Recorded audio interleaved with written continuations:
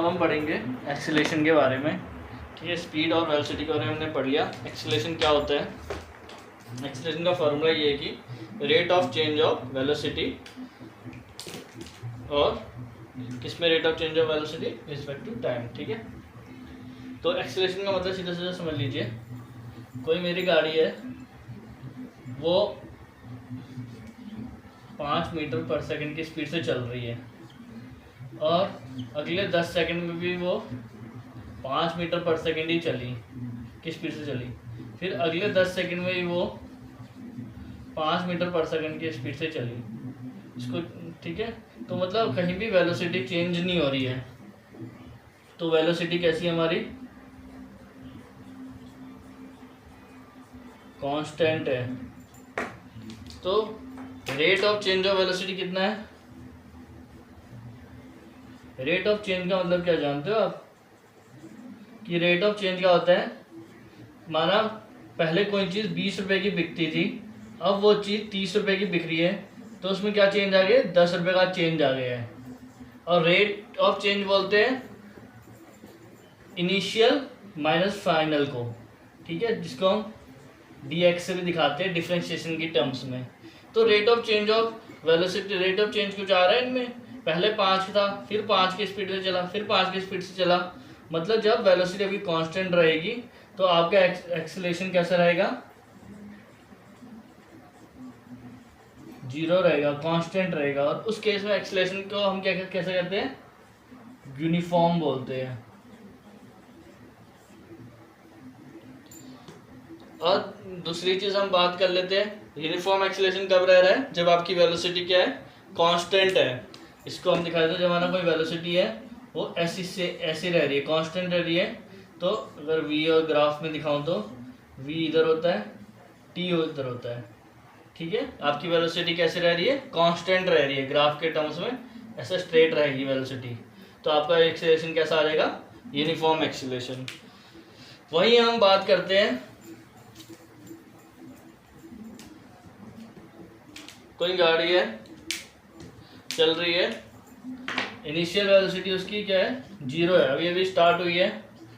फिर next 5 second में उसने 10 मीटर पर सेकंड की स्पीड ले ली है। अगले 5 सेकंड में उसने 30 मीटर पर सेकंड की स्पीड ले ली है।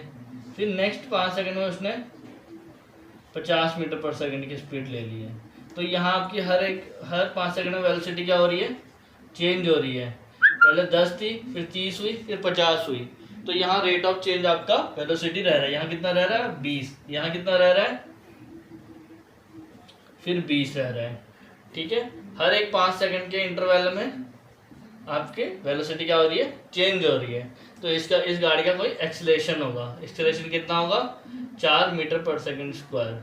अभी इसकी ऐसे मैंने ऐसे कैसे लिखी हुई बताता हूँ। तो यही बोलते हैं कि आपकी गाड़ी का एक्सीलरेशन कैसा है। कैसे बोलते हैं, कैसे समझाते हैं? जैसे जो अच्छी अच्छी गाड़ियाँ होती है, क्या होती है? 5 सेकंड में या 10 सेकंड में ही 100 की स्पीड पकड़ लेती है। तो 100 की स्पीड पकड़ ले रही है 0 से, पहले उसकी स्पीड थी 0, अब वो सीधा क्या हो जा रही है? 100 किलोमीटर पर आवर्स की स्पीड में आ जा रही है। कितने में? 5 सेकंड में, सिर्फ 5 सेकंड लेती है। तो उस गाड़ी की एक्सीलरेशन क्या है? एक्सीलरेशन पावर उस गाड़ी की कैसी है? अच्छी होगी, तभी वो इतनी जल्दी स्पीड पकड़ ले रही है। अगर जिस गाड़ी की एक्सीलरेशन स्पीड अच्छी नहीं है उसको ज़्यादा टाइम लगेगा। तो यही चीज़ होता है, जैसे BMW हो गई, कोई स्पोर्ट्स कार हो गई अच्छी अच्छी, ठीक है, मर्सिडीज़ हो गई, इनकी स्पीड क्या होती है? इनकी एक्सीलरेशन स्पीड बहुत ज़्यादा होती है। ये 5-10 सेकंड में 100 की स्पीड पकड़ लेंगी। ठीक है, जितना हैवी इंजन होता है उतनी जल्दी गाड़ी भी पकड़ती है एक्सीलरेशन, वो चीज़ अलग है। चलो एक्सीलरेशन में आओ। एक्सीलरेशन की ऐसा यूनिट क्या होगी? ए से दिखा देता हूँ मैं इसे। ऊपर लिखा है हमने वेलोसिटी चेंज। ठीक है, एक तरह वेलोसिटी बताइए, इसे हम ऐसे ऐसे लिखते हैं dv/dt।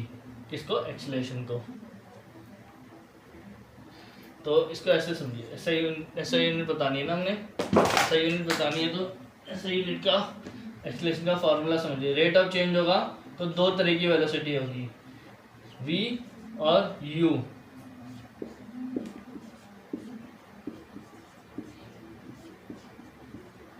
यू क्या होती है, इनिशियल वेलोसिटी होती है, वी फाइनल वेलोसिटी होती है। वेलोसिटी का फॉर्म ऐसे यूनिट होती है मीटर पर सेकेंड, टाइम की होती है सेकेंड। इसको ऐसे रखिएगा।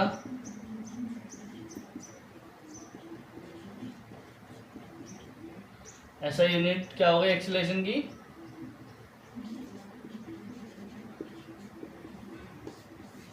ये क्या हो गई, ऐसा यूनिट हो गई एक्सीलरेशन की, ऐसा यूनिट मीटर पर सेकेंड स्क्वायर। ठीक है, ऐसा यूनिट ऑफ एक्सीलरेशन मीटर पर सेकेंड स्क्वायर। ये आप चीज़ समझ गए, एक्सीलरेशन की ऐसा यूनिट भी समझ गए आप, एक्सीलरेशन का फॉर्मूला भी समझ गए। अब एक्सीलरेशन क्या होता है, कभी कभी आपका नेगेटिव भी होगा, वो होता है डी एक्सीलरेशन के केस में। अब डी एक्सीलरेशन क्या होता है, या डी एक्सीलरेट क्या होती है, गाड़ी आपकी डी एक्सीलरेट हो रही है। अब उसका मतलब क्या होता है, जब आप क्या करते हो, गाड़ी को स्टॉप करते हो, तो जो गाड़ी पहले 30 किलोमीटर पर आवर्स की स्पीड से भाग रही है, जब हम स्टॉप करते हैं तो वो गाड़ी क्या होती है 10 किलोमीटर। जब हम ब्रेक लगाते हैं, जब आप कभी गाड़ी में ब्रेक लगाओगे या साइकिल में या बाइक में या कार में किसी में ब्रेक लगाते हो, तो आपकी स्पीड क्या होती है, डिक्रीज होती है। आपकी इनिशियल वेलोसिटी क्या होती है, ज़्यादा होती है। जब आप ब्रेक लगाते हो उस टाइम इंटरवल में आपकी जो स्पीड होती है फाइनल वेलोसिटी, वो क्या होती है, कम होती है। तो v क्या होती है, कम होती है u से। तो आपका एक्सीलरेशन कैसा हो जाएगा, डिक्रीज हो जाएगा। एक्सीलरेशन कैसा आ जाएगा, नेगेटिव। तो वो क्या हो जाता है, डी एक्सीलरेशन या डी एक्सीलरेट होता है। ठीक है, आपका एक्सीलरेशन कैसा हो जाता है, नेगेटिव हो जाता है। जब आप गाड़ी स्टार्ट करते हो तो इनिशियल वेलोसिटी क्या होती है आपकी, 0 होती है, और फाइनल वेलोसिटी जब जिस टाइम इंटरवल में नाप रहे हो, मतलब आप 10 किलोमीटर 20 किलोमीटर ले लिए है, कब आप बात कर रहे हो, कब 30 मिनट में। आपने आधे घंटे में देखा, आधे घंटे में देखा आपने कि आपकी स्पीड कैसी हो गई है, आपकी गाड़ी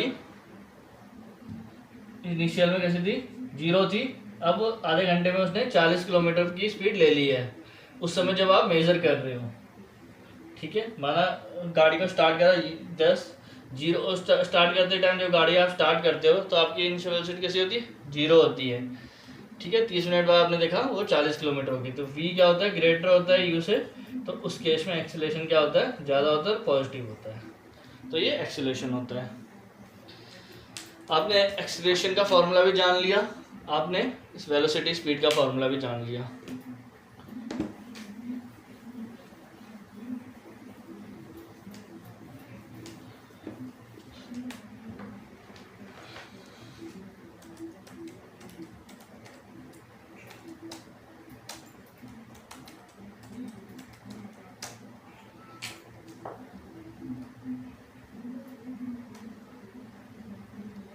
ग्राफिकल रिप्रेजेंटेशन है आपके इसमें, इक्वेशन ऑफ मोशन है बाय ग्राफिकल रिप्रेजेंटेशन, और इक्वेशन ऑफ मोशन वैसे भी समझ लो। तो उसके बाद क्या है, बस इन्फॉर्मेशन। इक्वेशन ऑफ मोशन आपको पता है क्या होता है, equation of motion, equation of motion समझ लो, ये बहुत ही ज़्यादा इंपॉर्टेंट है। Equation of motion, maximum question equation of motion से ही आते हैं। इक्वेशन ऑफ मोशन वैसे समझो, आपके पास एक फार्मूला था v = s/t, displacement by T. एक फार्मूला था acceleration = v - initial upon T, जिसको आप, ठीक है, ये आपके पास दो फार्मूला हो गए। सेकेंड फार्मूला, ठीक है, इसको मैं थोड़ा अच्छे से लिख देता हूँ।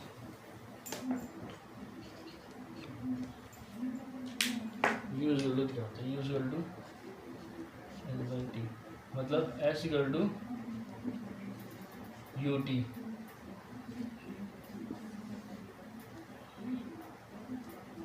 और एक्सीलरेशन at = v - u।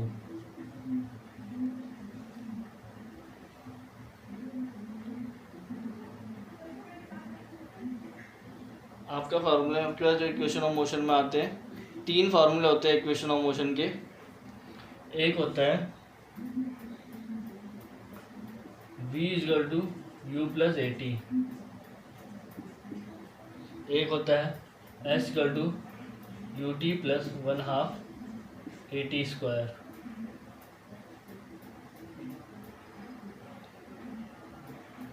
एक होता है 2as equal to v square minus u square.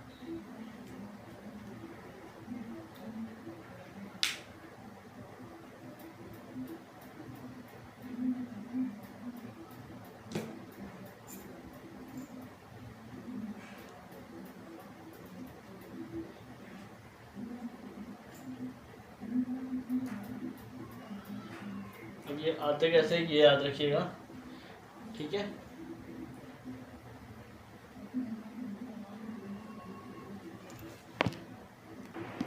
ठीक है, बहुत ही इंपॉर्टेंट टॉपिक हम करेंगे, वो है इक्वेशन ऑफ मोशन।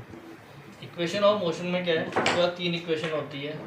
पहली इक्वेशन सीधा होती है v equal to a t plus u, ठीक है। ये हो गई आपके पहली इक्वेशन, v इजल टू ये। सेकेंड इक्वेशन होती है s equal to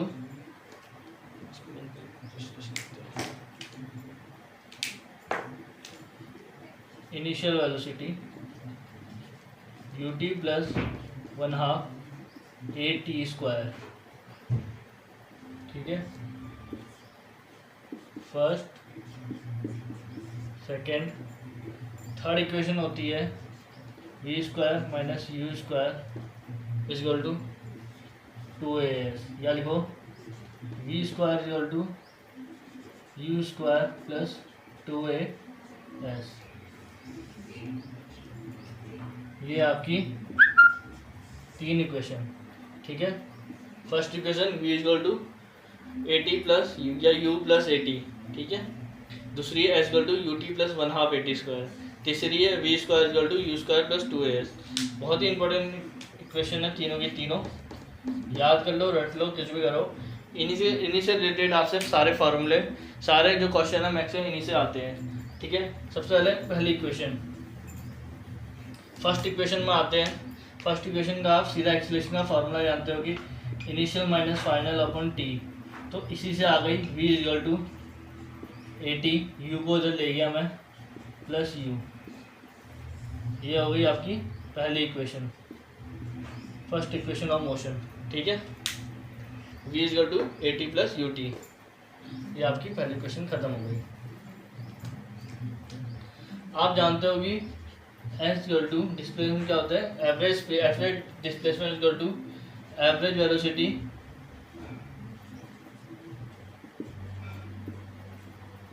upon time, ठीक है।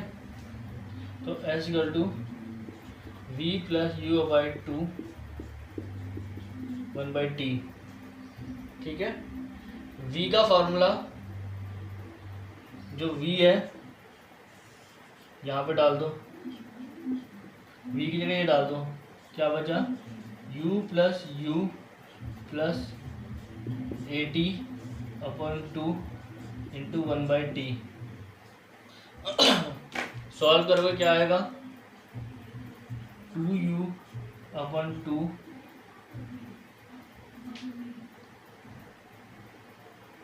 सॉरी ये नीचे नहीं आना चाहिए था, इंटू टाइम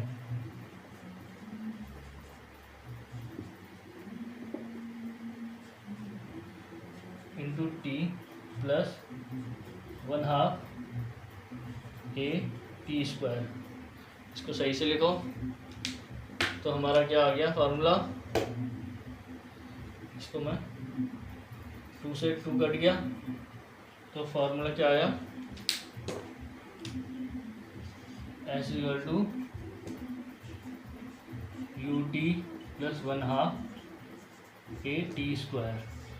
ये हो गई सेकेंड इक्वेशन, तो इसको ऊपर लिख देता हूँ मैं, कैसे निकाला, v plus u upon 2 into T. जो v है, v की वैल्यू यहाँ से ले, ठीक है, फ्रॉम फर्स्ट यहाँ पे पुट करोगे तो s इक्वल टू, सारा कुछ सॉल्व करोगे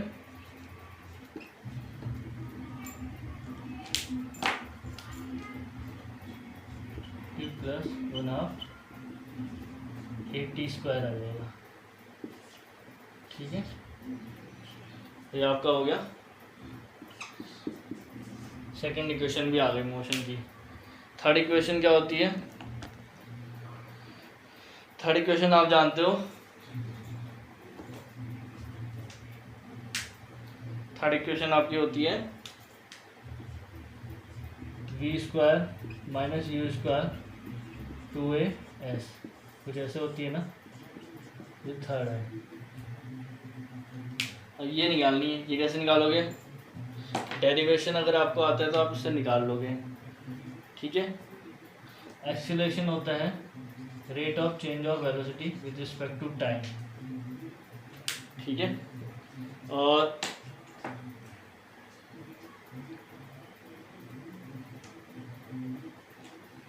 मैं इसे डेरिवेटिव फॉर्म में सॉल्व कर रहा हूँ।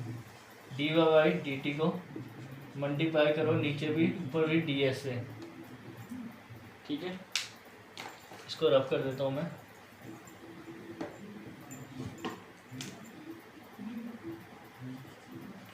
D V D S by D T बचा इधर D S by D T क्या रहेगा, D S by D T आ जाएगा आपका v D V upon D S, acceleration, ठीक है। Next step a D S V D V by V D V, दोनों जगह इंटीग्रेशन ले लो।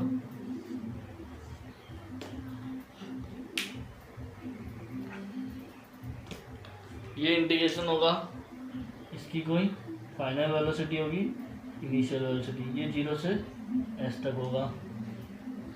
तो जब इंटीग्रेशन लोगे तो कुछ ऐसा आ जाएगा, A S is equal to v square minus u square,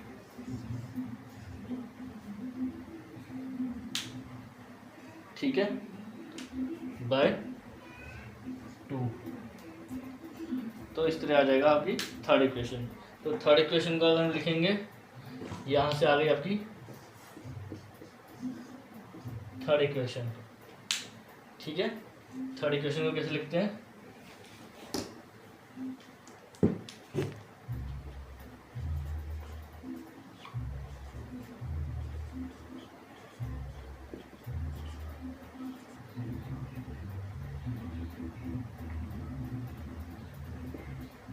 D V by D S, फिर डी एस को उधर जाएंगे, इंटीग्रेशन ले जाएंगे, so 2as is equal to v square minus u square. ये होगी आपकी थर्ड इक्वेशन ऑफ मोशन। तो ये तीनों इक्वेशन आपकी होगी मोशन की, ठीक है, समझिए।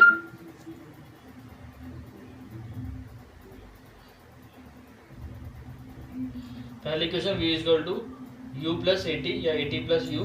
दूसरी equation s equal to, s क्या डिस्टेंस है, v वेलोसिटी है, u initial velocity, a acceleration है, s equal to u t plus 1/2 a t square. Second equation of motion. Third 2as is equal to v square minus u square. ये तीनों equation आपकी खत्म हुई। आज के लिए इतना ही फिर, ठीक है, थैंक यू।